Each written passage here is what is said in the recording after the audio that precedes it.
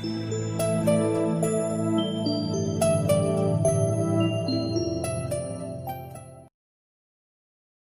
guys, welcome to all of you. In this Impact Academy presents a series on HTML, and this is our day 7. This is the last day of this HTML series, and today I am going to discuss HTML miscellaneous topics part 2. And also today is the Teachers Day, 5th September, so I want to give respect all the teachers. So I hope you all are well on this COVID-19 pandemic situation. So with that, I am going to start today's session. Okay, so there are some tags that are left. So today I am going to discuss that.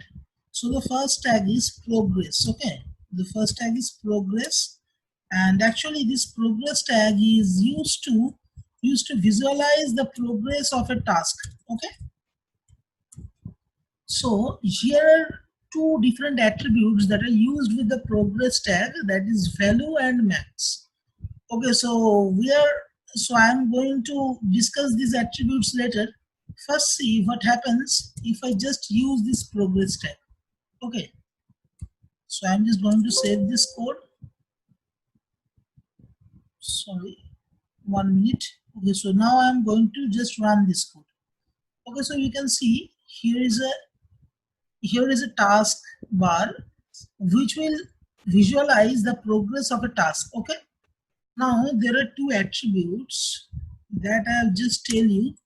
So one attribute is max and another attribute is value. Okay, so this max attribute basically defines the maximum amount of task. Okay, suppose the maximum amount of task I am giving 100. Okay, and suppose the value, actually this value attribute defines that how much task is completed.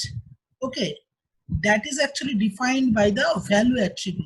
So suppose here I am just giving, say, that out of 100 only 75 tasks are completed. Okay, so that is why I am just setting the attribute value of this max attribute as 100, and I just assign 75 for the value attribute. Okay, now I am going to save this code, and now I just refresh the page. Okay, so now you can see this total bar is considered as 100 because 100 is the maximum amount, and you can see that here is the 75% in the blue color. Okay, so actually, so at presently only 75% task is done. Okay, so this is the purpose, or this is the function of the progress tag. Okay, so let's move to the another tag. Okay, so now there is another important attribute, that is lang. Okay, so listen carefully, I am not saying tag, I am saying attribute. Okay, so that important attribute is lang, and the lang attribute basically tells the language of the web page. Okay, that means the language in which the web page is written. Okay, so basically when server access the web page body, so then server has to recognize that in which language my web page is. Okay, and actually that is recognized by the lang attribute. Okay, and there are several attribute value of this lang attribute. Okay, so here I use en means English. Okay, so like that there are several attributes, there are several attribute values. So I am just showing you a list. There are so many different languages in the world, and for every language there is a ISO code. Okay, here ISO means International Standardization Organization. Okay, so there is a unique ISO code for every language. Okay, and that is basically defined by the ISO 6391 language codes. Okay, so this is actually this defines that different ISO codes for different languages, and like that we can use this ISO code as an attribute value for the lang attribute. Okay, so here is another important tag that I am going to discuss, that is WBR tag. So I have already told you that what is the function of BR tag. BR tag basically defines a line break. Okay, so this WBR tag is also similar to BR tag, but the difference is WBR tag gives an opportunity to give a line break. Okay, so actually basically when I'm writing a long sentence, okay, I'm writing just a long sentence like this. So if I run this code, if I set this code for my web page, then my web page has a very long sentence. Okay, and I have to scroll from right to left to just view that long sentence, and it is so boring. So how you can solve this, that you have to use WBR tag. Okay, so whenever after means after which word your sentence is just set to your web page, so after that you have to just write WBR tag. Okay, just you have to write WBR tag. So suppose here I am using WBR tag. Sorry, here I am using WBR tag. Okay, so this WBR tag basically defines an opportunity. It gives an opportunity to line break. Okay, so if line break is needed, then WBR tag results in a line break. But if it is not needed, then it is just as a manual. Okay. Okay. So now I am just going to run this code. So just a minute. Just a minute. Okay, so now you can see I don't have to scroll for this long sentence. Okay, so where I use this WBR tag, so from that portion my tag gives an opportunity to line break, and so as because here the line is breaked. Okay, so that is how this WBR tag works. Okay, so the last thing that I'm going to discuss with you about HTML, that how to add favicons in your HTML web page. Okay, so now many of you can ask that what is a favicon. Okay, so suppose I'm just opening Amazon. Okay, so now here you can see in the header part, there is an icon. Okay, you can see I'm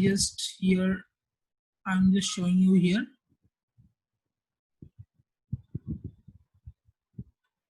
Okay, so you can see here is an icon. So this is basically known as the favicon. Okay, this is known as the favicon. Okay, and you all know that this portion is known as title. Okay, so I already told you guys that how to set the title of a web page. Okay, so now I am going to show you that how to actually insert a favicon to your web page. So to insert a favicon, first you have to generate a favicon. Okay, so I'll just show you how to do that. So to generate a favicon, you have to search favicon generator. Okay, so there are so many online favicon generators are available in the internet, so you can choose it according to your choice, and you have to upload an image. Okay, so you have to upload an image, and with that, so here you can see I'm just opening favicon generator, and you have to upload the image here, and you have to click on the button create favicon. Okay, and after that you have to download your favicon. So I have already done it. Now I am going to the coding portion. Okay, so here you can see inside this head tag, I am just giving a suitable title to my web page. Okay, just give me second. Okay, so you can see that here I use this title tag to give the title, and the title is Impact Academy, and I'm just giving. So here I'm just set my favicon to my web page. Okay, so here I use another tag, that is link. Okay, and inside this link there are three different attributes.